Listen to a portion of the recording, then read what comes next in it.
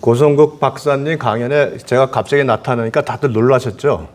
고성국 박사님이 제 경기고등학교 7년 선배십니다. 제가 아무것도 모르고 선거에 출마했을 때 그 기꺼이 후배를 위해서 그 강원 영월 산골까지 오셔서 우리 유튜브를 통해서 저를 격려해 주시고 했던 인연이 있고, 또 그 이후에 제가 제 동생이랑 포차에 나가서 그 술을 주는데 그게 물이 아니라 진짜 술이었습니다. 그래가지고 저는 술이 약해서 한 잔 먹고 얼굴이 빨개지고, 동생도 거의 한 병 먹고 약간 취해가지고 방송도 했던, 그래서 오랫동안 인연을 맺고 있는 훌륭한 선배십니다.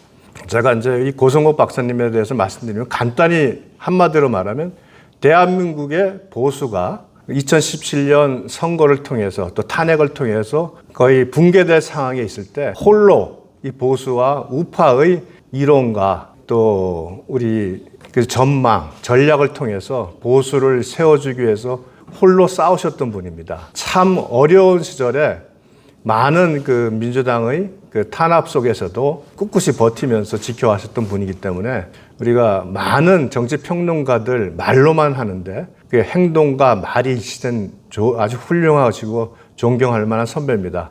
제가 오늘 사실은 12시에 여기 떠나서 양평에 갔어야 되는데 우리 존경하는 선배님이 오신다 그래서 2시간을 버티고 오늘 이렇게 인사드리고 짧은 인사말 하고 저는 양평으로 갑니다. 오늘 좋은 강의 여러분들에게 큰 도움이 되었으면 좋겠습니다. 감사합니다. 네, 안녕하세요. 고성국 박사님 감사합니다.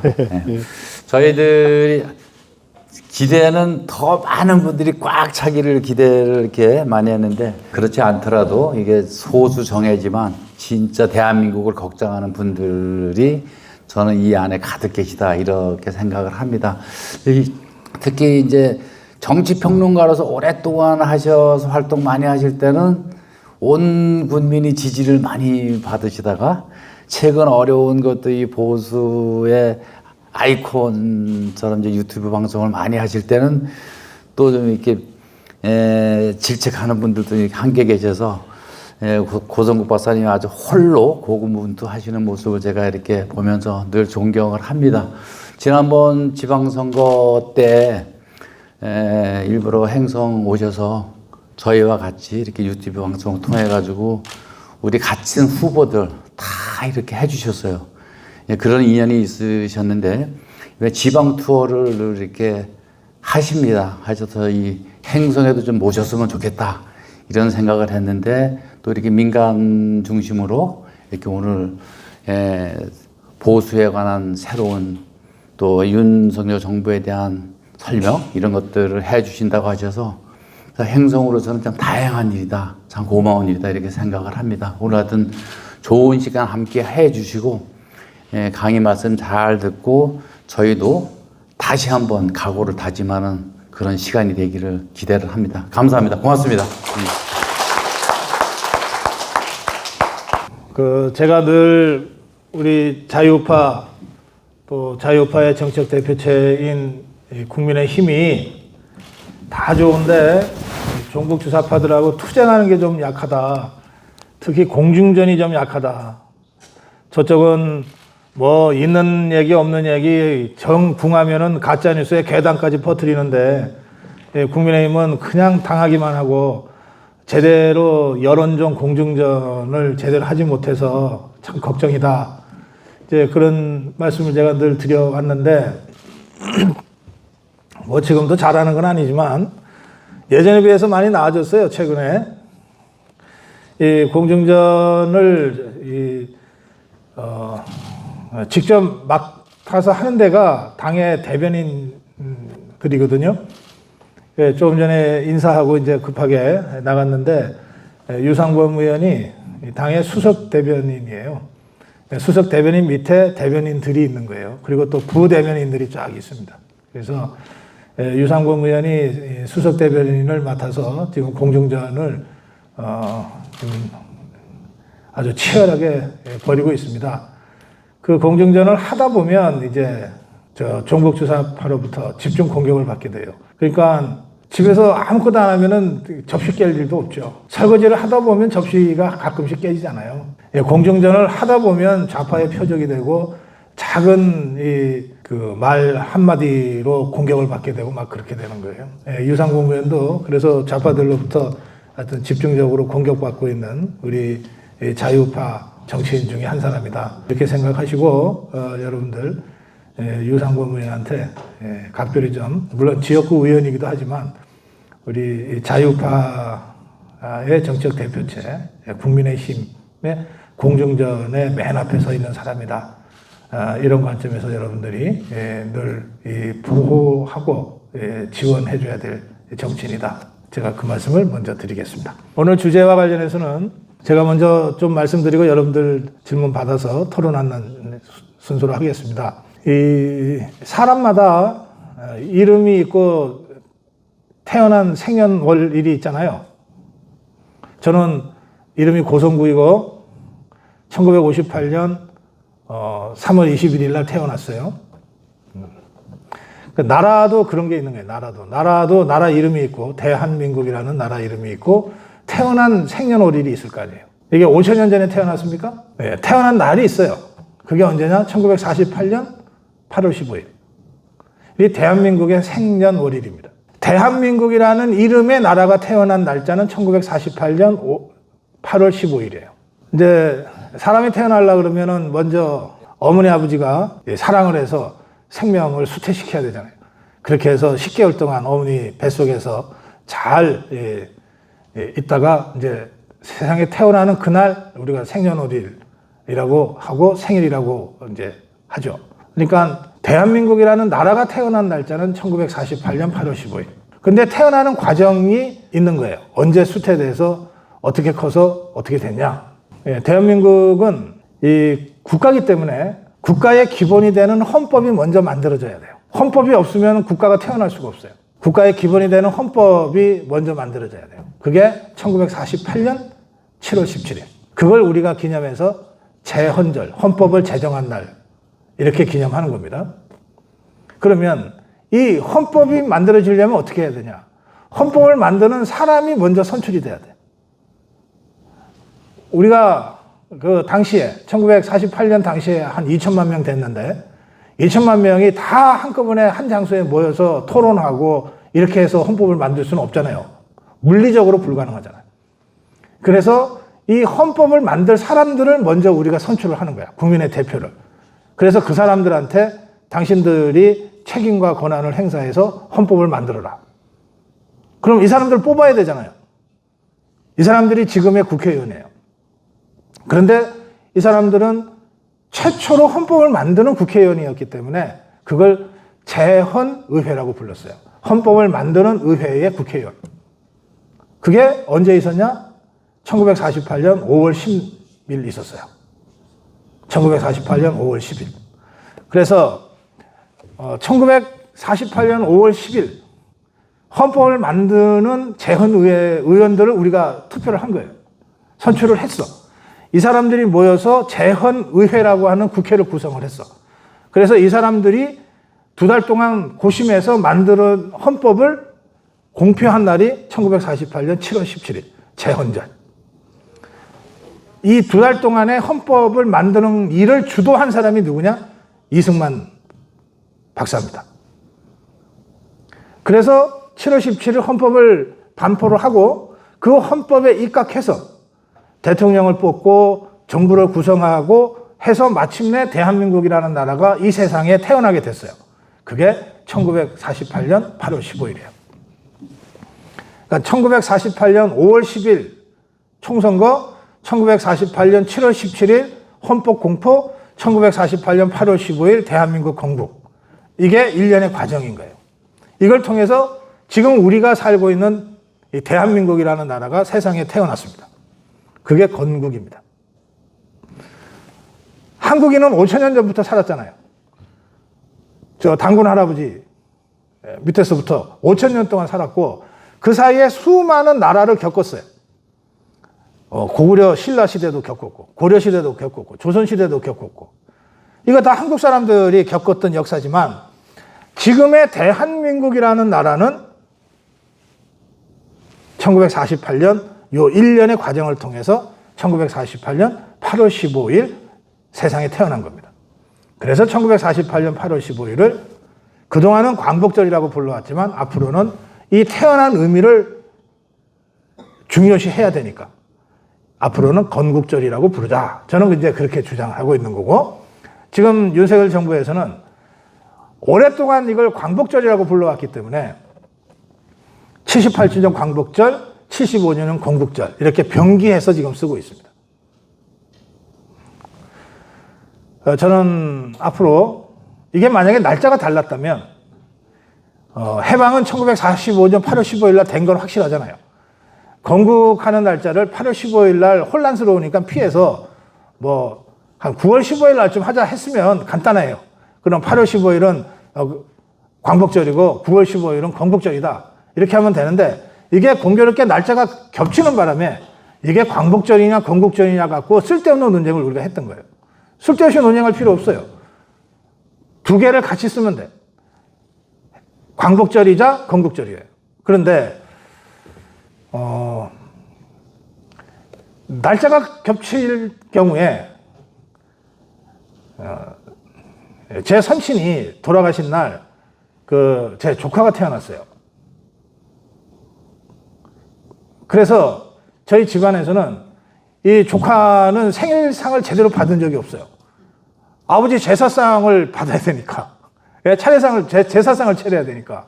얘는 개인적으로, 혹시, 어릴 때는, 왜 나는 생일상 한 번 안 차려주냐고 했을지 모르지만, 그게 이제 어떤 게 더 중요하냐 가지고서 하는 거 아니에요. 그러니까, 이제 공교롭게 8월 15일이 광복절이자 건국절로 겹쳤는데, 그러면 어떤 것을 우리가 주요하게 생각할 거냐.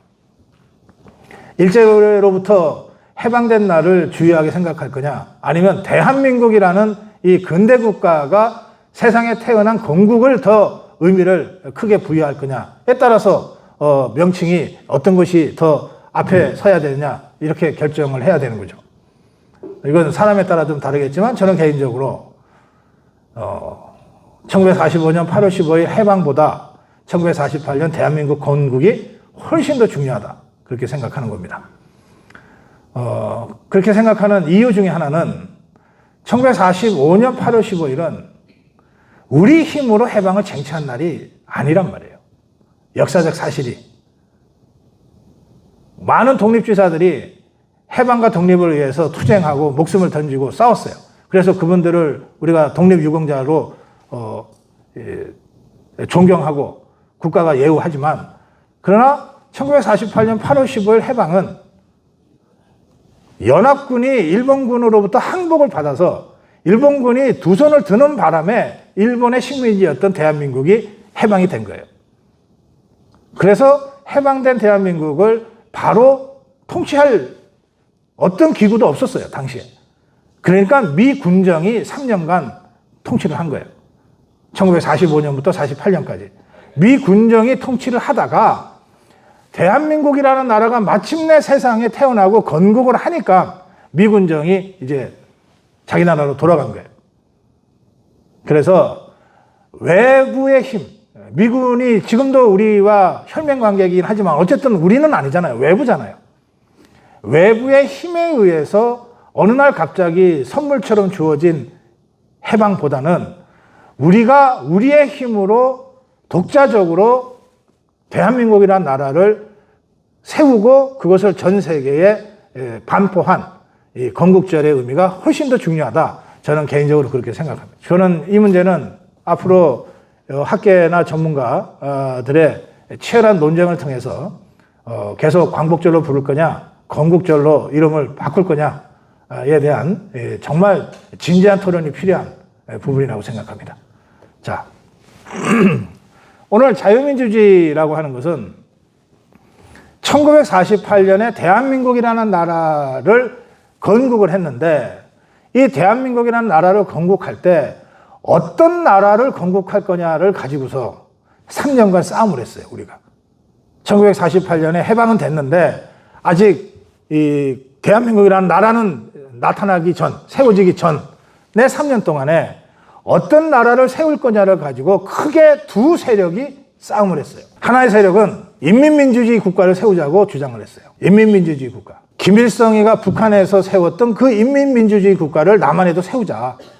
이게 이 주장을 한 세력이 있어요.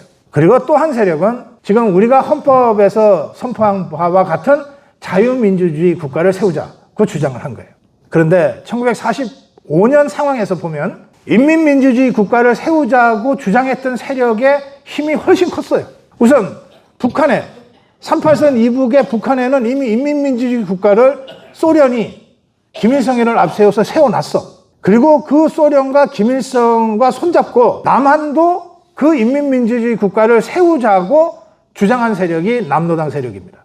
박헌영이가 이끌던 남노당 세력이에요. 그리고 이 박헌영의 남노당 세력이 엄청 셌거든요. 전국 조직이니까. 이 조직이 1925년에 결성이 되거든요. 남노당이. 그러니까 1945년이면 벌써 20년 이상의 이 역사를 갖고 있는 조직이잖아요. 이 조직에다가 외곽 조직들이 들러붙었어요. 여운형이가 주도한 건국준비위원회. 이런 세력들이 막 들러붙어가지고 실제로 당시에 남한에서는 한 70% 가까이가 이 인민민주주의 국가를 세우자고 주장한 세력에 들어가는 거예요. 그 당시에 자유민주주의 국가를 세워야 된다고 주장했던 사람은 이승만 대통령밖에 없어요. 이승만 박사밖에 없어요. 이승만 박사와 그 뜻을 함께하는 몇몇 사람들이에요.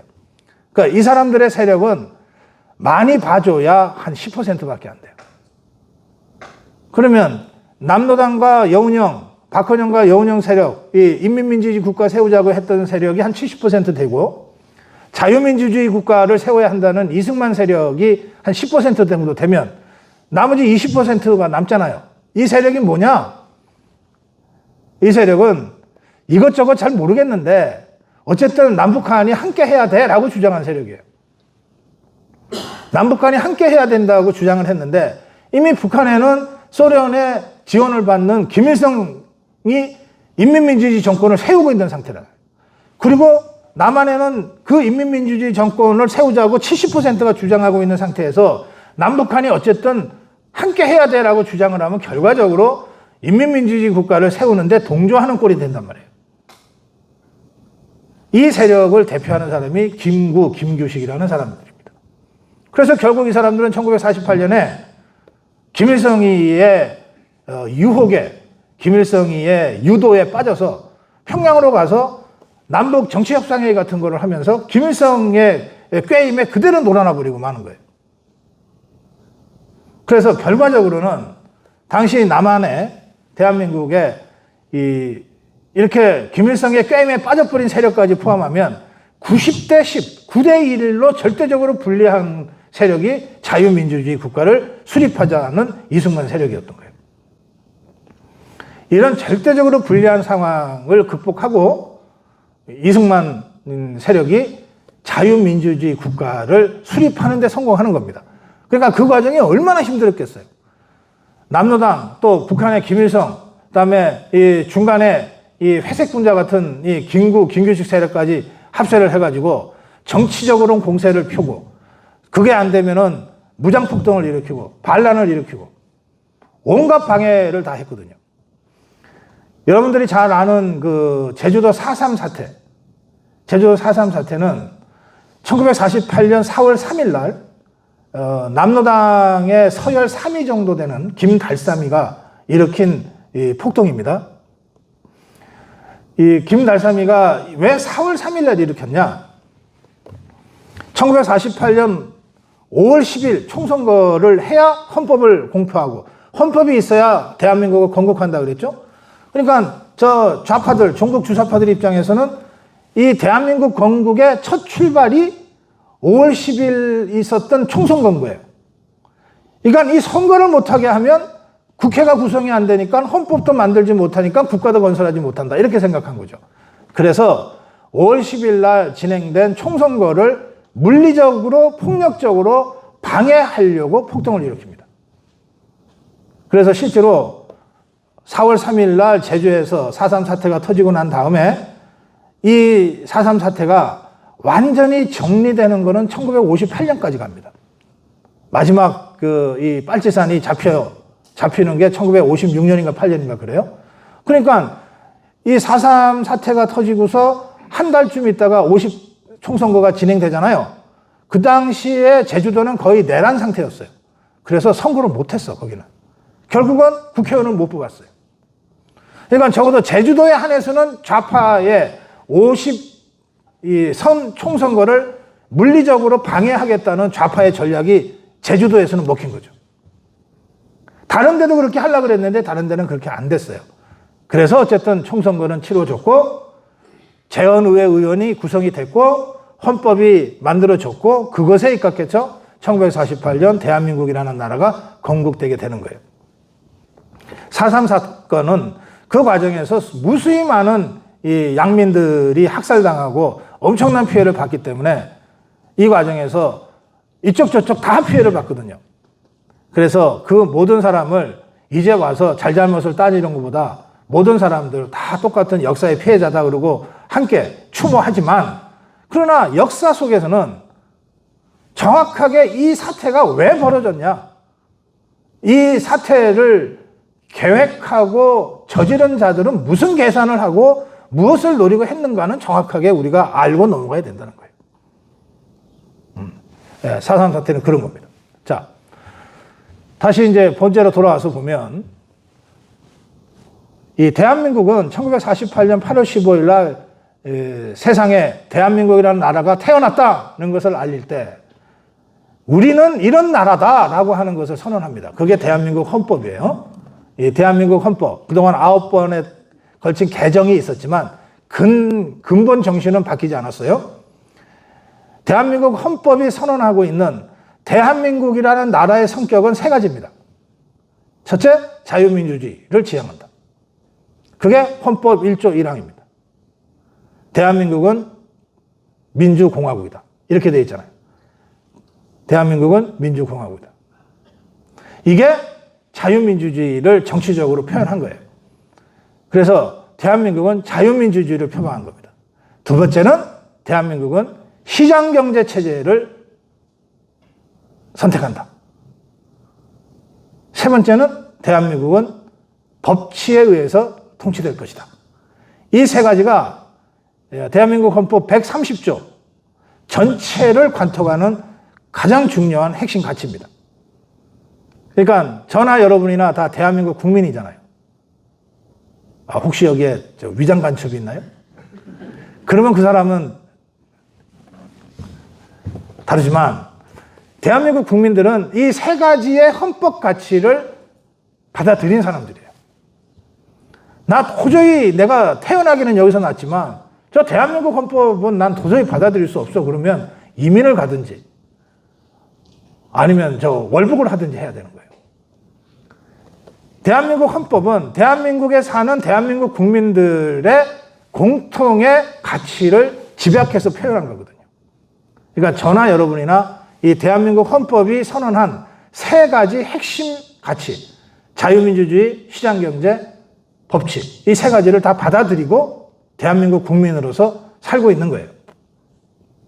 그러면 정부라고 하는 것은 이승만 정부부터 박정희 정부에서 지금의 윤석열 정부에 이르기까지 정부는 저 헌법에 의거해서 세워지는 거거든.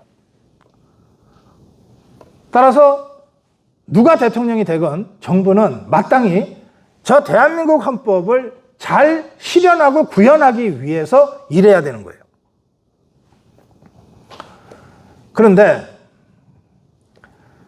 이게 정부라는 게 다 사람이 하는 일이니까 이승만, 박정희 거쳐서 지금의 윤석열에 이르기까지 대한민국 헌법을 완벽하게 구현한 정권이다.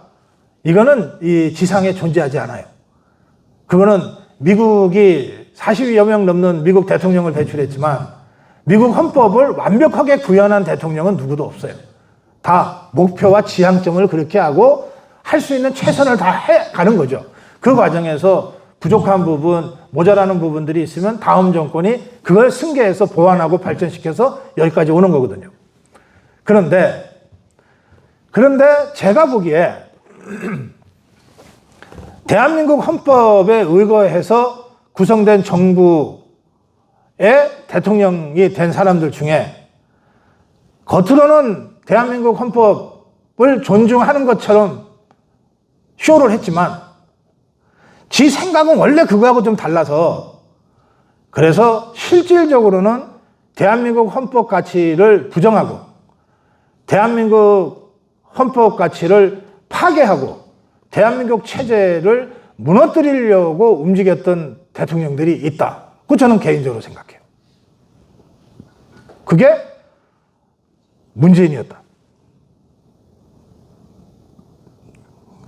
김대중, 노무현이도 좀 의심은 가지만 이거는 뭐 빼도 박도 못할 정도로 확실하다고 생각하는 건 문재인입니다. 이자는 대한민국 헌법이 규정하는 책임과 권한을 행사하는 대통령 자리에 올라서 대통령으로 5년간 있으면서 처음부터 끝까지 어떻게 하면 이 대한민국 헌법 가치를 부정하고 대한민국을 무너뜨릴까? 오로지 그것만 생각하고 행동하다가 그만둔 자예요. 그래서 초기부터 문재인이가 그런 의미에서 반헌법적인 사람이다 라고 경고를 한 사람들이 많이 있습니다. 대표적으로 고영주 대표 같은 분은 공개적으로 문재인이는 공산주의자다. 저런 자가 대통령 되면 나라가 망한다. 이렇게 경고를 했어요. 문재인이가 대통령이 된 다음에 대통령이 되기 전에 이 얘기를 했는데 대통령이 된 다음에 대통령이 되기 전에는 가만히 머리 숙이고 있다가 대통령이 된 다음에 이 고영주 대표의 이 발언을 명예훼손으로 걸어서 소송이 벌어졌어요. 문재인 정권 내내 이 소송이 이루어졌는데 결국 다 무죄 났습니다. 고영주 변호사의 그 말이 문재인에 대한 명예훼손에 해당되지 않는다고 대법 판결이 난 거예요. 또 많은 변호사 법률 전문가들이 문재인이가 대통령으로 있을 때 그 문재인이를 여적죄로 고소했어요. 여적죄는 북한을 이롭게 하는 죄를 저질렀다 이거예요. 여적죄가 인정이 되면 형법에는 우리 형법에는 여적죄가 인정이 되면 벌칙이 딱 하나 있어요. 사형. 무기징역도 없어요. 여적죄 인정되면 그냥 사형이야. 우리 형법이 그렇게 되어 있어요. 그렇게 무서운 죄를 저질렀다고 많은 법률가들이 문재인을 고소했어요. 그런데 법원이 문재인이가 임명한 김명수가 대법원장으로 있는 법원에서 다 이거 기각했어요. 그럴 정도로 문재인이는 여러 가지 대한민국 헌법을 부정하고 대한민국이라는 체제를 전복시키려고 시도했던 자라고 하는 합리적 의심이 그동안 여러 차례 제기되어 왔던 겁니다. 그래서 이 문제는 앞으로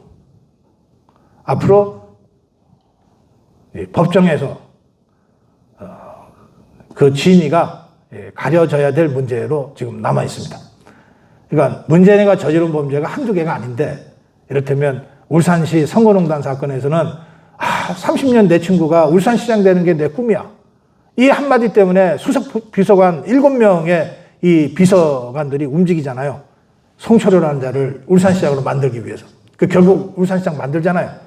그러니까 이런 범죄의 수괴예요. 문재인이가.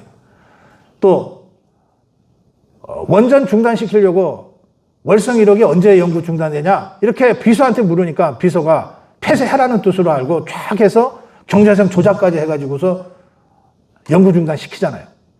그 범죄의 수괴이기도 해요. 그러니까 문재인이가 저지른 범죄가 한두 개가 아닌데 이런 범죄보다 훨씬 더 무거운 범죄는 뭐냐? 대한민국 헌법을 부정하려고 했던 범죄입니다. 이거는 국사범이지. 옛날로 치면 영모죄. 영모죄는 삼족을 멸하는 죄예요. 이런 죄를 저질렀다고 많은 사람들이 문제를 제기해 온 겁니다. 그래서 문재인에 대한 이런 이 사법적 처리 문제는 이후에 윤석열 정부가 어떤 형태로든 처리해야 될 문제로 남아있다. 이렇게 말씀드릴게요. 지금 윤석열 정부는 대한민국 헌법을 부정하고 대한민국 체제를 전복시키려고 했다는 합리적 의심이 제기되어 온 문재인 정부가 끝난 직후에 들어선 정부입니다. 따라서 윤석열 정부가 지금 갖고 있는 첫 번째 미션은 뭐냐? 문재인 종북주사파가 무너뜨리려고 했던 대한민국 헌법을 다시 굳건하게 세우는 일이에요. 그리고 문재인 종북주사파 세력이 무너뜨렸던 대한민국이 곳곳에 무너진 국가기구를 다시 정상화시키는 일이 윤석열 정부가 해야 될 첫 번째 미션이에요. 오늘 특강 제목이 자유민주주의와 윤석열 정부의 과제잖아요. 윤석열 정부는 그런 과제를 안고 태어난 정부입니다. 그리고 왜 대한민국의 다수가 윤석열 대통령을 선택했는가? 문재인 정권에서 완전히 무너져 내릴 수도 있는 이 위기적 상황에서 우리가 윤석열을 대통령으로 선택한 것은 저 문재인 종북 주사파 정권에 의해서 무너질 뻔한 나라를 다시 바로 세워달라. 일으켜 세워달라. 그리고 대한민국을 전복하고 대한민국 헌법을 부정을 하려고 했던 저자들에 대한 사법적 단죄를 해달라. 라고 윤석열 후보한테 요구하면서 여러 후보들이 있지만 윤석열 후보가 그것을 제일 제대로 잘할 수 있을 것 같으니까 선택한 거예요.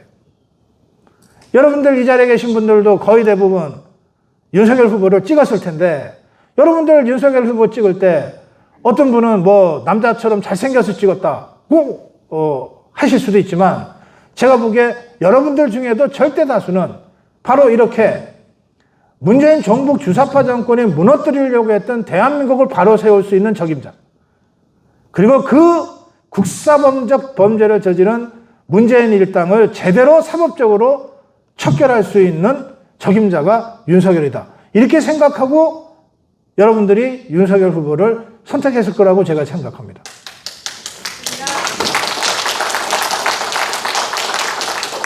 예, 그래서 윤석열 정부의 과제는 특히 자유민주주의라고 하는 관점에서 볼 때는 자유민주주의 체제를 부정하려고 했던 종북 주사파들을 척결하는 것이 윤석열 정부의 첫째 과제. 그리고 그들이 무너뜨린 것을 다시 복원하는 것이 두 번째 과제예요. 예를 들어서 9.19 군사 합의를 문재인이가 평양까지 가서 김정은이한테 갖다 바치듯이 했어요. 그것 때문에 심각한 국가안보에 구멍이 뚫렸습니다. 자, 어떤 거냐? 뭐 여러 가지 다 있지만 한 가지만 얘기할게요. 9.19 군사 합의로 휴전선에서 40km 이내에 정찰 비행기가 못 뜨게 만들어놨어요. 그런데 이 군이, 우리는 지금 60만이 채 안 되는 군을 갖고 있고 북한은 120만 넘는 군을 보유하고 있습니다. 북한군은 기본 편제가 공격형 대열로 편제가 돼 있어요. 저것들은 목표가 남한을 적화시키는 거거든. 그래서 6.25 때 공격했잖아요. 그런 이 남한 적화 전략을 한 번도 포기한 적이 없기 때문에 남한 내에 틈만 나면 다시 공격해서 적화시키겠다는 것을 지금도 조선노동당 강령의 첫 번째 강령으로 써놓고 있어요. 그러니까 북한은 기본적으로 남한을 공격하기 위한 군 편제를 갖고 있어요. 우리는 6.25 때도 그랬지만 지금도 전쟁으로 뭘 해결할 생각은 전혀 없는 거예요. 더구나 경제 격차가 50배 이상 난 지금 아무리 우리가 정의롭고 전쟁을 하면 무조건 우리가 이길 거긴 하지만 그래도 전쟁을 하면 우리의 이 눈부신 경제 성장과 수도권이 언제 어떤 데미지를 입을지 모르기 때문에 우리는 전쟁을 원하지 않아요. 전쟁을 원하지 않아요. 자유민주적 질서에 의해서 외교적 방법으로 북한을 연착륙시켜서 통일하자. 시간은 좀 걸리더라도. 이게 우리 기본 원칙이에요. 그러니까 우리 군이 북쪽을 향해서 공격하는 편제를 취할 이유가 없는 거예요. 우리는 공격할 생각이 처음부터 없으니까. 그런데 6.25 때 나타났듯이 북한은 언제든지 우리 틈만 나면 밀고 내려오지 않겠어요. 그러니까 북한이 군사력을 가지고 군사적으로 침공을 할 때 그것을 막아는 내야 되니까 우리의 군 편제는 기본적으로 방어형 편제입니다. 북한군의 편제는 공격형 편제고 우리는 방어형 편제예요. 자, 그러면 방어하는 입장에서 보세요. 방어하는 입장에서 북한군의 이동이 예컨대 휴전선 후방 한 5km, 10km 사이에 갑자기 사단 병력이 이동을 했다. 후방에 있던 부대가 전방으로 왔다. 그러면 이거 공격하기 위해서 병력을 증원하는 건가? 이렇게 우리가 의심해야 되잖아요. 그런 거를 우리가 정찰하는 거예요. 적정을 탐지하는 것은 언제 공격할지 모르는 북한의 이 공격 징후를 미리 포착해서 경고를 주거나, 야, 너네 공격하려고 그러는 것 같은데 너네 공격하면 너네 그날로 죽어 라고 위협을 하거나 경고를 하거나, 또는 정말로 공격해 들어왔을 때 이것을 타격하기 위해서 우리가 준비를 사전에 해야 되잖아요.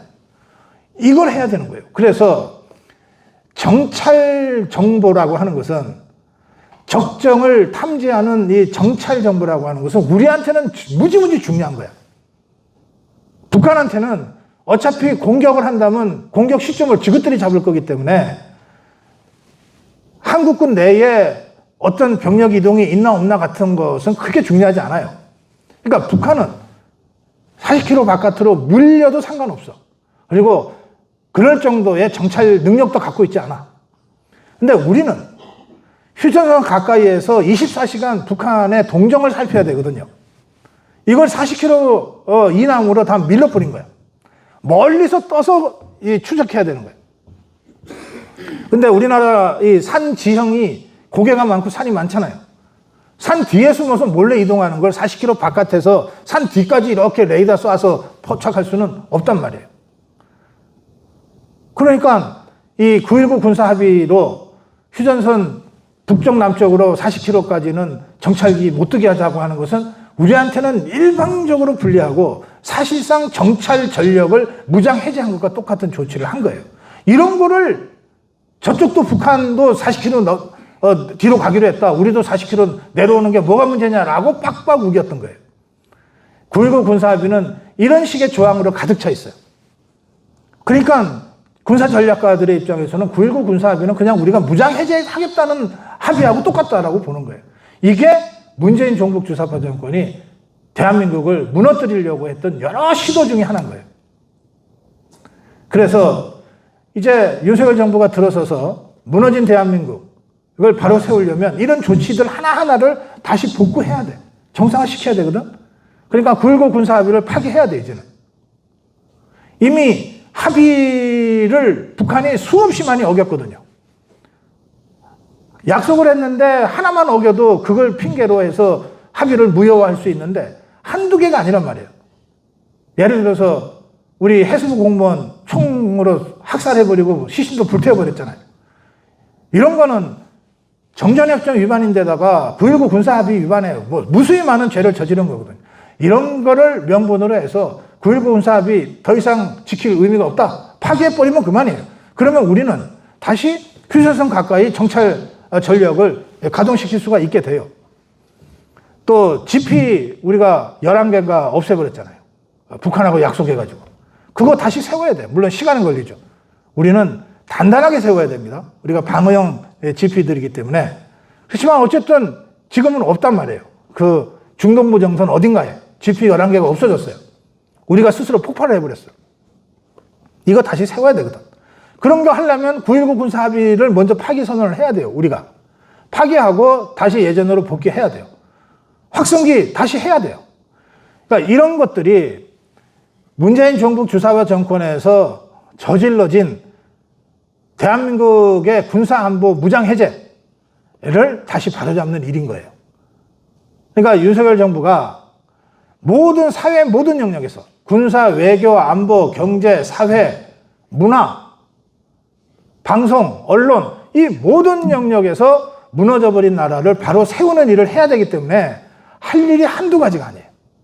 5년 내내 그 뒤치다거리하고 대청소하고 이것만 해도 다 하기 어려울 정도로 저것들이 많이 퍼질러 놨어. 사고를 엄청 많이 쳐놨다고요. 자, 보세요. 지난 1년 반 동안 윤석열 대통령이 제일 역량을 많이 투여하고 했더니 어떤 일 같습니까? 외교 안보예요. 일본하고 관계 정상화하고 미국하고 한미동맹을 다시 강화하고 그러면서 바이든을 여러 번 만나고 기시다를 여러 번 만나고 삼국 정상이 여러 번 만나고 마침내 캠프 데이빗 회담까지 했잖아요. 이거 한 번 나가면 3박 4일 그냥 날아가는 거예요. 6박 7일 그냥 날아가는 거라고. 대통령 일정에서. 그렇게 해서 1년 반 동안에 문재인 종북 주사파 정권 때 거의 끊어졌던 당교 직전까지 갔던 한일 관계를 정상화 시켜냈고 완전히 파탄이 나서 미국이 갖고 있는 대북한 주요 정보를 문재인 정부한테 미국이 안 줬단 말이에요. 이를테면 하노이 노딜 이거 사전에 문재인한테 알려주지 않았어요. 미국이 알려주지 않은 이유는 뭐냐? 저걸 문재인이 어떻게 믿고 알려주냐? 문재인한테 알려주면 바로 1분, 2분 있다가 김정은이한테 들어갈 건데 그럼 우리 전략이 그대로 김정은이한테 가는 거라서 우리 도저히 문재인이 겁나서라도 알려줄 수 없다 이거예요. 그럴 정도로 한미관계가 거의 파탄까지 갔거든요. 그런데 이게 완전히 복원됐을 뿐만 아니라 역대 어떤 시기보다도 한미관계의 그 긴밀한 신뢰가 구축이 됐잖아요. 이게 하루아침에 될 수 있는 게 아니에요. 그러니까 윤석열 대통령이 지난 1년 반 동안에 한미관계와 한미동맹을 다시 복원시키고 이전보다 더 강화시키고 한일관계, 파탄난 한일관계를 완전히 정상화시키고 더구나 한국과 미국과 일본이 함께 삼국이 나토 수준으로 삼국 동맹을 완전히 정식화하고 이것을 공개적으로 원칙과 정신과 강령, 약속의 차원으로 발표를 하고 이렇게까지 한 거예요. 이걸 전 세계 언론들이 1년 전에는 상상도 할 수 없었던 대격변이 외교사에서 벌어지고 있다. 그런데 그 출발이 윤석열 대통령으로부터 시작됐다. 이렇게 전 세계 언론과 전문가들이 평가하고 있어요. 이게 엄청난 노력을 들여서 엄청난 시간과 공을 들여서 한 건데 이렇게 해서 이뤄낸 이 일은 문재인 정부 주사파 정권이 망가뜨려 놓은 여러 가지 일 중에 외교 안보와 관련된 일 하나를 간신히 바로 세운 것에 불과한 거예요. 문재인 주사파 정권 때 망가뜨려진 그보다 훨씬 더 많은 일들이 있습니다. 이를테면 태양광, 탈원전과 태양광 보세요. 탈원전 한다 그러면서 원전 중단시키고 그러고 난 다음에 절대적으로 전기가 부족하니까 엄청나게 돈 많이 드는 대체에너지, 재생에너지 가지고 한다 그러면서 태양광을 쫙 했잖아요. 그 바람에 전기료는 전기료대로 올라가고 한전은 한전대로 기하급수적으로 적자가 생긴 데다가 태양광은 이게 중국제 그 중금속을 잔뜩 칠해낸 패널을 갖다 들여갖고서 그야말로 아무데나 마구 나무 깎고 나무 베어내고 산림 훼손해 가면서 전국에 이걸 깔았잖아요. 그로 인한 이 중금속 오염 같은 거는 이제 20년 후에 우리 후손들이 엄청 고생하면서 저거 비용 처리해야 될 거예요. 자, 그런데 이렇게 해놨는데 제가 오늘 영주 갔다 왔잖아요. 아침에. 어저께 영주 가서 아침에 왔는데 영주 분들 말씀이 그래요. 이게 태양광이 호남 쪽만 있는 게 아니고요. 여기도 많아요. 그러는 거예요. 실제로 영남 지역에 가봐도 여기저기 태양광들이 막 들어서 있어요. 그런데 박사님 그거 아세요? 저 태양광 말이죠. 이름은 현지 이름으로 돼 있는데 현지인 이름으로 허가가 나 있는데 실제로는 저 커넥션은요. 전부 다 민주당 사람들이 다 한 거예요. 태양광은요. 중앙정부가 거의 무제한으로 지원하고 지방자치단체가 거의 무제한으로 돈을 지원해서 그야말로 눈 건든 주워먹기 수준의 프로젝트였는데 중앙정부의 지원과 지방정부의 지원이라고 하는 걸 아무한테나 준 게 아니에요. 다 지그들 생태계에 있는 좌파 커넥션들이 그걸 다 챙겨 먹은 거예요. 이게 인허가를 받아야 되니까. 그런데 이게 그 민주당 쪽 사람들이 이 커넥션, 민주당 쪽에 있는 사람들, 종북 주사파 쪽에 있는 사람들이 대부분 이걸 다 해먹었는데 지역마다 지방자치단체의 지원을 받으려니까 그 지역 사람의 이름을 앞세워갖고 그걸 한 거예요. 그래서 저 태양광은 누구 거지만 실제 주인은 달라요. 이런 얘기를 영주에 있는 분들이 많이 하시더라고요. 그러니까 이런 게 좌파 커넥션이에요. 이런 게 종북 주사파들이 지난 5년간, 문재인 정권 5년간 구축해 놓은 종북 주사파 생태계라고요. 이게 문재인 때 중앙정부 차원에서 5년이지만 서울시 같으면은 박원순이가 10년 시장하는 동안에 4,000여 개의 이 종북 주사파 단체들이 이 좌파 커넥션 이 생태계를 구축해 놓은 거예요. 그래서 매년 수십조씩 국민 세금이, 여러분들 주머니에 있는 세금이, 여러분들이 내는 세금이, 제가 내는 세금이 그들한테 그냥 막 지원에 들어간 거예요. 이거 바로 잡아야 되잖아요. 바로 잡으려니 수천 개의 종북 주사파, 좌파 시민단체를 다 조사해야 되는 거야. 회계조사를 다 해야 되는 거예요. 지금까지 드러난 거는 민노총의 회계 문제라든지 또는 지금 원희룡 장관이 강력하게 밀어붙이고 있는 건설 현장의 조폭 같은 자들, 양아치 같은 자들 척결하는 거. 그다음에 최근에 LH 사태와 관련해서는 토건 쪽, 토목 건축 쪽에 있는 이 좌파 커넥션, 이 LH 정관들, 뭐 이런 정도의 커넥션이지만 이게 어디 건설 부분에만 있게, 태양광 부분에만 있겠냐고요. 문재인 정부 주사파 5년 동안에 각계각층에 이런 것들이 퍼져 있는 겁니다. 문화 쪽을 들여다보면 막 기도 안 찹니다.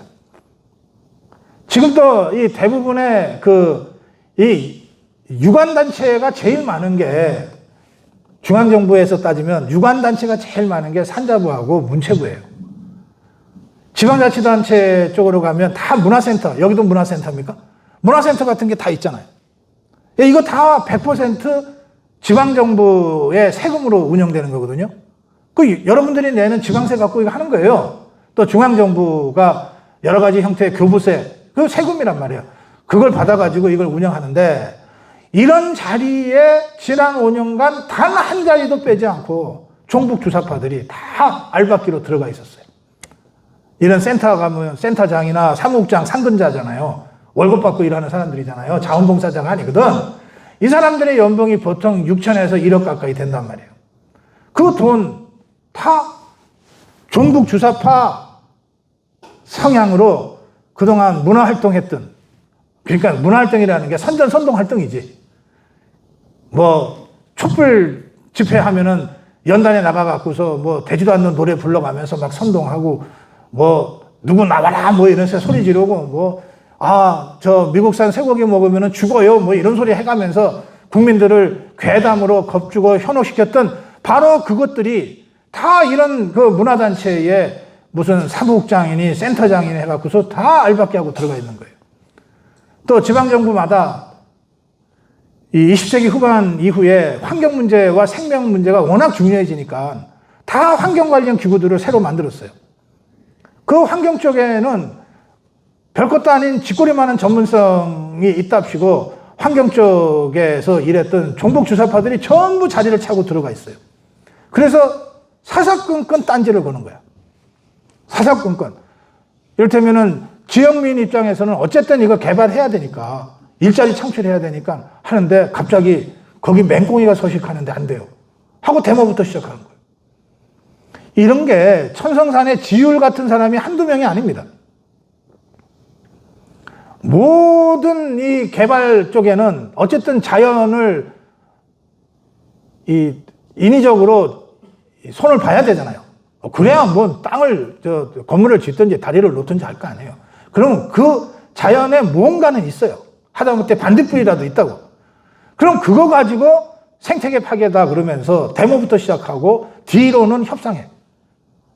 일단 데모부터 시작해야 이게 협상이 시작되니까. 일단 텐트 쳐놓고 데모부터 해. 삭발부터 해. 그래 놓고는 뒤로 가서 얼마 줄래? 이런 식으로 등쳐먹는 종북 주사파들이 여러 수십만 명이 그동안 이 종북 주사파 정권하에서 기생충처럼 기생을 해왔어요. 그건 아직 우리가 척결 손도 못 대고 있어요. 이런 것들을 다 정리를 해야 제대로 된 정상적인 대한민국 정부, 대한민국 국가가 되지 않겠냐고요. 그러니까 윤석열 정부가 출범한 지 1년 반이 됐지만 아직 청산해야 될 숙제는 수없이 많이 남아있다. 그래요. 그런데 그럼 이걸 어떻게 할 거냐? 해도 안 되니까 그냥 넘어갈 거냐? 그러면 다음 정부가 진짜 어려워져요. 우리가 2027년에도 자유우파 정권을 어떻게든 세울 건데 이 정권은 적어도 윤석열 정부가 대청소는 좀 깔끔하게 해주고 가야 거기서 진짜 새로운 집을 짓고 제대로 된 국가 경영을 하지 않겠어요. 그런데 윤석열 정부가 하느라고 하지만 역부족인 거예요. 역부족인 이유는 두 개입니다. 첫째, 국회가 사사건건 방해를 해서 그래요. 저 종북주사파 더불어민주당이 압도적 다수가 돼 있어서 대통령이 이런 정상적인 국가 운영을 하는데 꼭 필요한 법안 하나를 통과를 안 시켜줘요.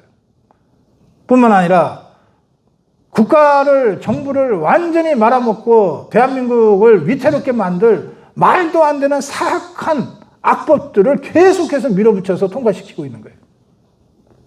지금도 불법 파업을 조장하는 지것들이 이름 붙이기는 노란봉투법이라고 한 거, 이거 강행 처리하겠다는 거예요. 작년에는, 재작년입니까? 국정원이 더 이상 간첩 못 잡게 하는 국정원법 개정안 통과시켜놨어요. 그것 때문에 올해가 지나면 간첩을 보고도 국정원이 잡지를 못해. 경찰한테 넘겨야 돼. 근데 간첩이, 쉽게 잡힐 간첩이 어디 있어요? 특수교육을 받고 간첩교육만 적어도 수년간 받아가지고 넘어오는데 잡혔을 때 어떻게 대처하라는 거를 정말 장꼬대처럼 외울 수 있을 정도로 훈련받고 오는 이런 자들을 도둑놈 간도 때려잡던 경찰이 이게 수사한다는 거는 이게 말이 안 되는 겁니다.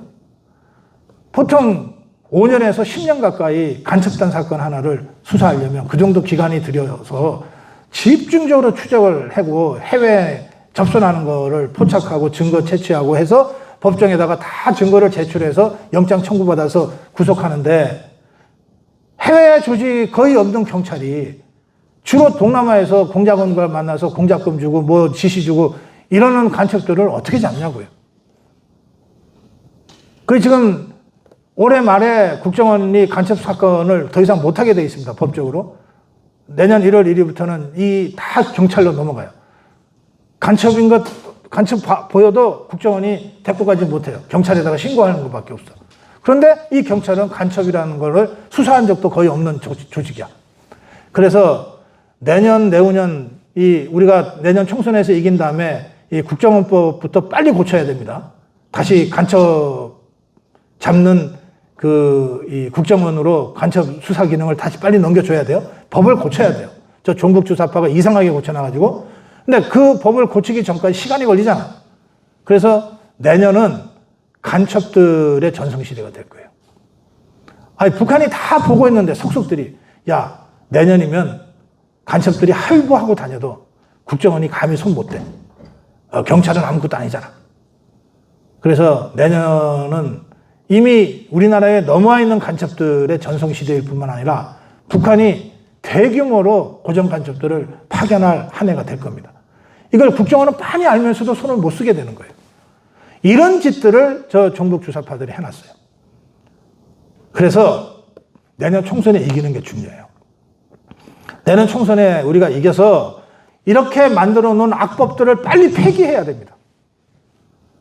법을 고치고, 법을 없애고, 제도를 고치고, 이런 것들을 해서 대한민국을 바로 세우는 일에 스피드를 붙여야 돼요. 그리고 그렇게 하려면 정부는 정부대로 열심히 해야 되지만 국민의 힘이 좀 제대로 해야 돼. 국민의 힘이 국민들한테 이런 사실을 제대로 알려야 된단 말이에요. 대한민국 국민들이 한강의 기적도 이뤄냈지만 그 어려운 여건 속에서 전쟁도 버텨내고 대한민국 건국을 해낸 그런 국민들이잖아.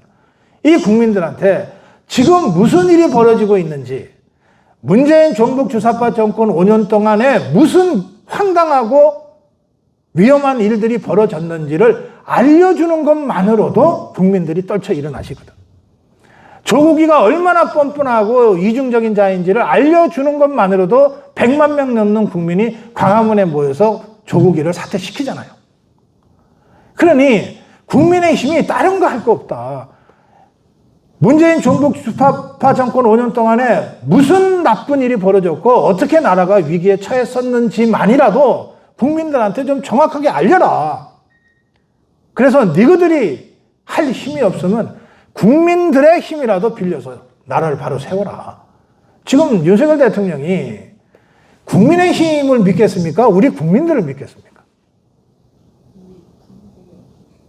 그래서 저는 여러분이나 저나 이게 대한민국을 바로 세우는 일이기 때문에 구경하고 있을 수가 없어요. 이게 내 일이기도 하고 여러분들의 일이기도 하거든.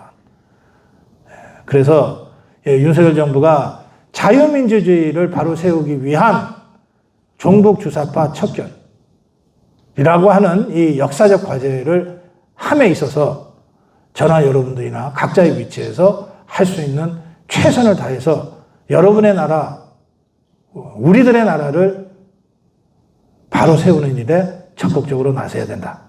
그 말씀을 제가 결론적으로 드리겠습니다. 근데 제가 궁금한 거는 지금 문재인이 못지않게 이재명이도 더 못된 놈 같은데 박사님이 생각하는 이재명이는 어떻게 우리한테 얘기할 수 있겠습니까? 예. 묻고 싶습니다. 저는 문재인과 이재명을 같이 얘기하지만 또 광화문에 우리 자유파가 모여서 외칠 때 문재인, 이재명 구속을 위한 뭐 이렇게 하지만 문재인하고 이재명이는 완전히 성격이 다르다 이렇게 생각해요. 문재인의 범죄는 국가를 위태롭게 하고 대한민국 체제를 위험하게 한 그런 의미에서의 국사범입니다. 근데 이재명이는 잡범이에요, 잡범. 그 전과 4개라고 하는 것도 다 잡범 수준의 전과들이에요.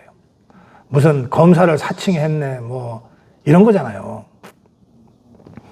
그리고 지금 여러 범죄 의혹들이 지금 제기되고 있고 수사 중인데, 또 재판 중인데, 보면 빤하게 자기 밑에 모를 수가 없는 사람을 모른다고 거짓말을 해갖고서 지금 선거법 위반으로 지금 재판 중이잖아요. 이 잡범들이나 하는 짓이지. 또 대장동이라고 하는 거 뭐 사건이 복잡합니다만 결국은 돈 받고 인허가 해줬다는 거 아닙니까? 만약에 그게 사실이라면 그야말로 잡범이죠. 예, 그래서 문재인은 국사범의 성격이 강하고 이재명이는 잡범 수준이기 때문에 그 처리하는 것 자체가 좀 차원이 달라야 된다 이렇게 생각해요. 근데 이 잡범이라고는 해도 이 저지른 범죄가 워낙 많고 지금 제기되고 있는 의혹이 워낙 많고 또 저는 사실은 그동안 이 이재명과 관련된 범죄 혐의와 관계됐던 사람들이 여러 명이 극단적 선택을 했잖아요. 저는 이 극단적 선택에 대해서도 사실은 다시 좀 전반적으로 점검해야 될 필요가 있다고 느낍니다. 예, 그런 점들을 감안해서 본다면 이재명이 비록 잡범적 성격이 강하다 하더라도 형량은 문재인과 거의 비슷한 수준으로 나올 수밖에 없지 않겠냐. 만약에 유죄가 인정이 된다면 좀 그렇게 생각합니다. 그리고 왜 그런데 문재인이가 대통령까지 되고 이재명이가 대통령 후보까지 될까? 이것은 한마디로 얘기하면 이 대한민국 국민 전체가 아니라 종북주사파 더불어민주당의 포로가 되어 있는 대한민국 국민 일부가 문재인을 선택하고 이재명을 선택한 거거든요. 그러니까 그들에게는 제일 화끈하게 자신들의 생각을 행동으로 옮길 수 있는 사람이면 되는 거예요. 머리가 필요한 게 아니고 행동이 필요한 거예요. 그 문재인이가 저지른 짓을 보면 이자는 거의 고민하지 않고 종북 주사파 세력이 필요하다고 생각되는 일은 뭐든지 다 저질렀어요. 이재명이도 그렇거든요. 그래서 이 종북 주사파 세력, 종북 주사파 진영에서 필요로 하는 앞세우는 리더는 그냥 행동대원이면 되는 거예요. 실제로 80년대, 90년대 그 좌파 운동을 보면 실제 지도부는 다 밑에 있어요. 그걸 언더 지도부라고 불렀어요. 다 밑에 있어. 신원을 노출시키지 않아요. 공개적으로 나타나지도 않아. 그리고 위에 내세우는 게 총학생회장이나 무슨 투쟁위원장 또는 전대협 의장, 한총련 의장 이런 자리거든요. 이런 자리에 앉힌 것들을 보면 하나같이 특징이 있어. 머리가 없어. 시키는 대로 뭐든지 잘 질러. 그런데 대중적으로는 언변이 좋아. 그래서 대중들을 아주 감성적인 언어로 자극해서 선동하는 거를 좀 할 줄 아는 그런 자들의 특징이 있어요. 그런 자들이 총학생회장도 하고 무슨 투쟁위원장도 하고 전대협 의장도 하고 그러는 거예요. 실제로 이것들은 꼭두각시고 언제 어디 나가서 무슨 주장해라 라고 하는 지휘는 다 나타나지 않는 언더 지도부가 따로 있어요. 저는 지금도 이 종북 주사파들의 언더 지도부가 따로 있다고 믿습니다. 그러면 그 언더 지도부를 쭉 추적하면 되잖아. 그 추적하면 맨 마지막에 나오는 이 종북 주사파의 수괴, 우두머리가 있어요. 그게 누구 같습니까? 여러분 잘 아는 사람인데? 그게 김정은입니다. 이게 북한 따로 있고 남한의 주사파 따로 있다고 생각하시면 안 돼요. 주사파라고 하는 게 뭡니까? 종북 주사파가 뭡니까? 종북, 북한을 따르는 주체 사상을 신념으로 받아들인 사람들이거든. 그 주체 사상 체제가 북한이잖아. 그리고 그 북한 체제의 수괴가 김정은이잖아. 이 김정은이의 말 한마디 한마디는 북한의 어떤 법보다도 우선하거든. 이 김정은의 지시에 따라서 북한 120만의 조선노동당 당원들이 일사불란하게 움직이고 여기에 정찰총국과 같은 대남공작부서가 움직이는데 이 대남공작부서에 의해서 포섭돼서 종북 주사파 활동을 하고 있는 핵심이 남한 내의 언더 지도부인 거예요. 그리고 이들에 의해서 꼭두각시로 내세워진 자들이 뭐 국회의원 누구, 무슨 대선 후보 누구 이런 거예요. 그래서 여러분들 이거 정말 직시하셔야 되는데 우리가 상대하는 것은 문재인이나 이재명이가 아니고 쭉 따지고 들어가 보면 결국 김정은과 싸움을 하는 거예요. 우리의 적이 김정은이다 라고 하는 사실을 한시도 잊어서는 안 돼요. 그러니까 이거는 뭡니까? 죽고 죽이는 싸움이라는 뜻이에요. 이게 국내에 여야 간의 싸움이라면 죽고 죽일 것까지는 없잖아요. 적당히 양보도 하고 밀고 당기고가 되지만 대화와 타협이 되지만 상대가 김정은이면 목숨 걸고 싸워야지. 내가 죽느냐 김정은을 죽이느냐의 문제지. 이게 뭐 적당하게 타협하고 뭐 이럴 문제가 아니라 이 종북 주사파와의 투쟁의 본질은 적대적이고 비타협적인 것일 수밖에 없다. 이 점을 우리가 정확하게 인식해야 된다. 그렇게 말씀드릴게요. 박사님, 저 방송을 하는 것 개딸들의 의미는 뭐예요? 아, 예. 그걸 잘 모르겠어요. 그거. 알겠어요. 예.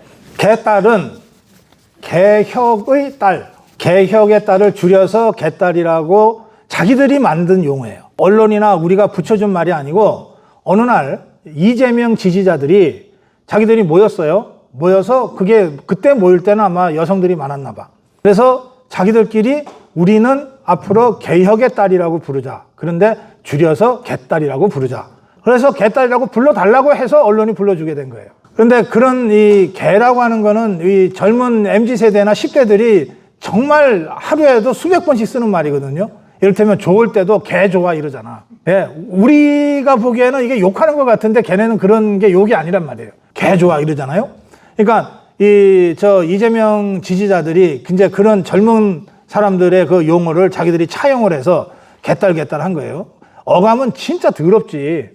그런데 저것들은 그걸 더럽게 생각 안 하고 창피하게도 생각 안 해요. 이 개라고 하는 단어는 그 전에 조국이 때도 나왔어요. 조국이 때는 조국을 대신해서 우리가 싸워주겠다라고 조직을 결성한 게 있습니다. 그게 개싸움 국민운동본부가 그래요. 개싸움 국민운동본부. 그걸 줄여서 개국본이라고 불렀어요. 그 개국본에서 제일 열심히 활동했던 게 그 김남국인가 하는 자예요. 김남국이는 개국본의 대변인 역할을 하면서 국회의원 배지를 달는 데까지 갔어요. 예. 그러니까 이것들은 그 당시에도 젊은 친구들이, 10대들이 뭐 말만 하면 개자 붙이는 유행을 자기들이 차용을 한 거죠. 그래서 개싸움은 우리한테 맡겨달라. 조국한테 한 말이에요. 또 우파들한테 한 말. 지저분한 개싸움은 우리가 맡을 테니 깨끗한 조국은 큰 길로 가세요. 이런 뜻의 개싸움 국민운동본부 개국본을 만든 적이 있어요.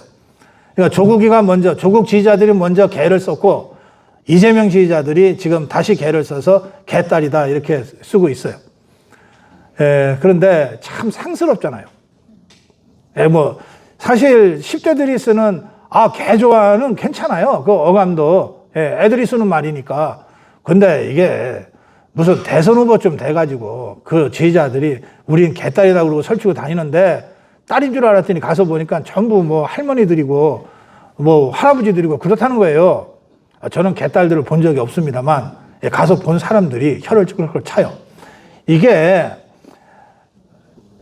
아주 유치한 말장난으로 정치를 배운 거예요. 이재명의 정치 수준이라는 게 그래요. 그래서 이게 얼마 못 갑니다. 개국본 지금 없어졌어요. 거의 없어졌어요.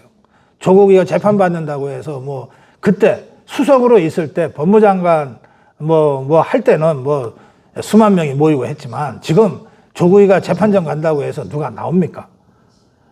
이재명이가 대통령 후보하고 할 때는 수만 명이 모이고 했지만 엊그저께 개딸들한테 총동원령 내렸잖아. 나 서울지검에 10시 20분에 간다고 그랬잖아. 200명 달랑 나왔더만. 그런 정도 수준이에요. 그런 정도.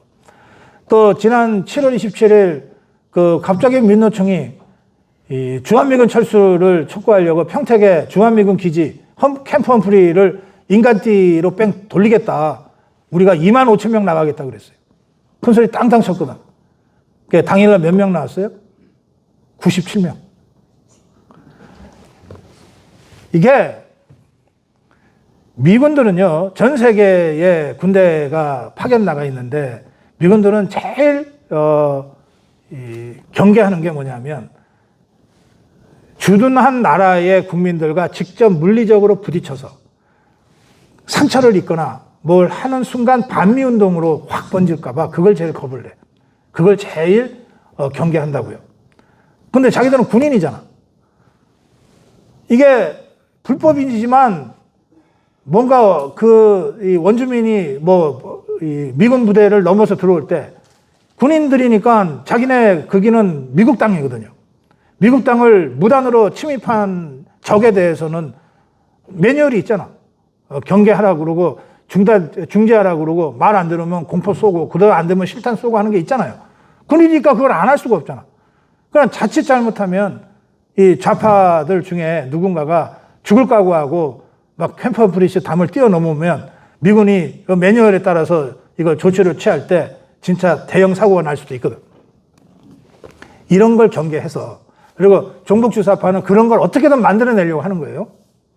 그걸 경계해서 정광훈 목사가 민노총이 2만 5천 명으로 캠프 험프리를 둘러싼다고 하니 민노총과 미군이 직접 접촉하지 못하도록 우리가 그 미군 부대와 민노총 사이에 10만 명의 자유마을 대원들을 동원해서 우리가 먼저 인간 벽을 쌓겠다 그랬어요.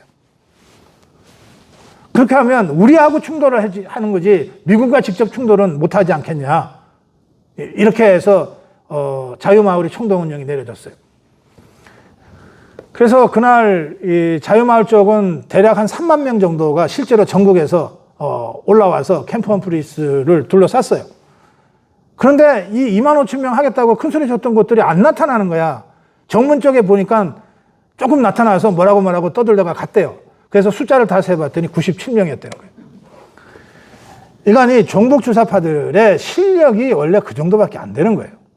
안 되는데 아니면 말고식으로 막 선동하다가 어쩌다가 하나가 들어맞을 때 있잖아. 그때 되면은 막 초등학생들도 막 나오고 뭐 이런저런 연예인들이 막 나와서 한두 마디씩 하고 이러면서 점점 커지는 거거든요. 마치 별것도 아닌 불씨라고 생각해서 무심히 넘어갔다가 이게 진짜 산불이 되는 경우가 있잖아. 그러니까 진짜 꺼진 불도 다시 봐야 돼. 잔불 정리 잘해야 돼요. 이 종북주사파를 상대로 할 때는. 그래서 아니면 말고식으로 한번 질러봤다가 아니면 다시 아무 일 없었던 듯이 돌아가고 그렇게 하는 거거든요. 그러면 이것들의 진짜 실력은 뭐냐? 평택 캠프 험프리스에 나타난 97명. 이재명이 서울중앙지검에 나타났을 때 200명. 이게 걔네들의 진짜 실력이야. 별거 아니라는 거예요. 그런데 우리가 박근혜 대통령 탄핵당해서 끌려가는 걸 봤고, 광우병 때 뭐 온갖 놈들이 다 나타나가지고서 뭐 막 이 소리 지르고 연예인들이 나타나서 뭘 하고 하는 걸 봤기 때문에 실체 이상으로 종북주사파를 우리가 크게 보고 있어요. 우리 트라우마가 생긴 거야. 야, 저것들 다시 촛불 들었대. 그 트라우마를 없애버린 것이 광화문 국민혁명입니다. 그러니까 여러분, 종북주사와 별거 아니에요. 그런데 방심하면 또 당해. 그러니까 겁도 먹지 말고 방심도 하지 말아야 돼. 그러면서 종북주사파 척결을 위해서 끝까지 밀어붙여야 됩니다. 자발적으로 335 이렇게 모인 게 단체가 많이 됐습니다. 이런 단체가 강원도에도 굉장히 생겼으면 좋겠다는 이런 바람이 있고요. 이런 단체들이 해야 할 역할들이 있을까요? 종북주사파들이 지난 70여 년 동안 김일성부터 끊임없이 대한민국 체제를 전복시켜서 적화하려고 했는데 번번이 실패했어요. 6.25 전쟁도 실패했고 4.3 사태, 뭐 여수 순천 반란, 4.3 10일 군사 대구 폭동 다 실패했잖아요. 실패한 거는 전부 다 힘 대 힘으로 부딪힌 기동전에서 실패한 거예요. 그래서 이것들이 80년대 중반 이후에 진지전으로 전환을 했어요. 바로 맞짱 뜨지 말고 진지, 교회, 학교, 문화센터, 법조, 의료계 이런 데 스며들어가지고 거기 다 자격증들이 있어야 들어가는 곳이잖아요. 예, 시험 열심히 봐서 변호사 되고 판사 되고 검사 되고 의사 되고 간호사 되고 교사 되고 목사 되고 신부 되고 이렇게 해갖고 쫙 들어가 갖고서 힘을 키우자. 그든 다음에 결정적인 시기가 올 때 우리가 들고 일어나자. 이게 진지전 전략이에요. 이걸 80년대 중반부터 본격적으로 시작했어요. 이제 30년 지났어요. 80년대 중반부터 따지면 40년이 됐죠. 이 사람들이 한 20년간 다 숨어서 힘을 키우다가 1990년대 후반 2000년대 들어서 이제 모습을 드러내기 시작합니다. 그렇게 해서 결성된 게 민노총, 정교조, 참여연대, 민변 이런 것들이에요. 이게 한 20년간 힘을 키워가지고 엄청 센 진지가 됐어요. 좌파 진지들이 됐어. 그래서 이 진지들이 때로는 더불어민주당에 직접 입당도 하고 대부분의 경우에는 정당 바깥에서 시민사회 영역에서 일반 시민들을 상대로 참교육이 뭐다, 뭐 무슨 민주주의와 인권이 뭐다, 공정이 뭐다 이런 식으로 해서 이 시민들을 자기네 종북주사파들의 영향권 안으로 포섭을 해온 거예요. 그런데 우리 자유우파는 국가, 정부는 우리가 갖고 있고 정당도 우리가 집권당이지만 이 시민사회 영역에서 이 진지전에 대응할 자유우파 시민단체들을 그동안 제대로 만들어 놓지 못했어요. 그냥 뭐 있긴 있었어. 새마을중앙협의회, 무슨 바사력, 뭐 자총, 뭐 이런 단체들이 대체로 성향이 자유우파 성향이었잖아요. 예전에. 근데 이 단체들은 하나같이 위에서 정부가 지원금 주는 거 가지고 쓸 줄만 알지 지역사회에 파고들어서 정말 자발성을 끌어내서 자유파의 진지처럼 좌파들이 수십 년간 공들인 그 좌파 진지처럼 그 진지에 맞설 우리 자유파 진지를 구축하는 데는 관심이 없었던 거예요.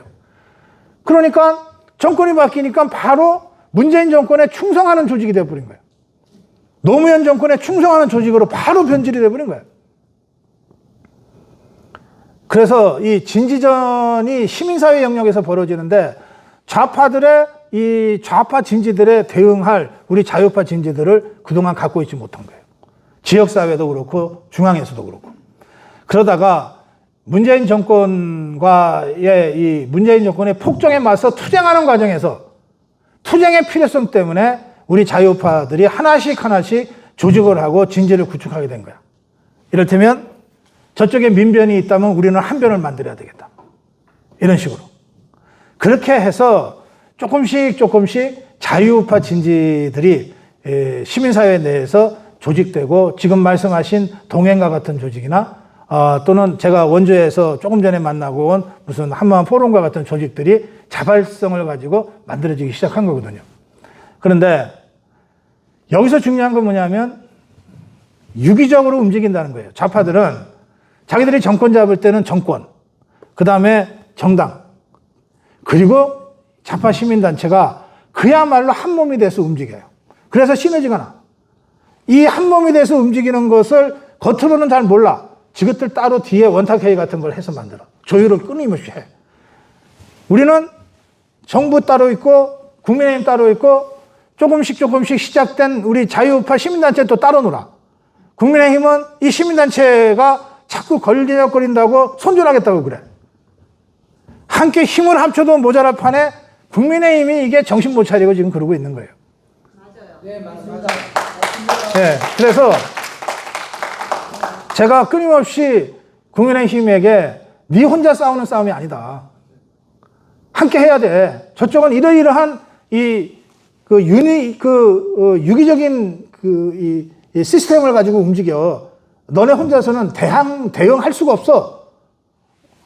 국민의힘도 각 지역과 각 부문의 자유파 이 진지들과 손잡고 이들을 지원도 하고 힘도 실어주면서 함께 가야 돼라고 국민의힘을 향해서 끊임없이 문제 제기를 하고 있는 중이고요.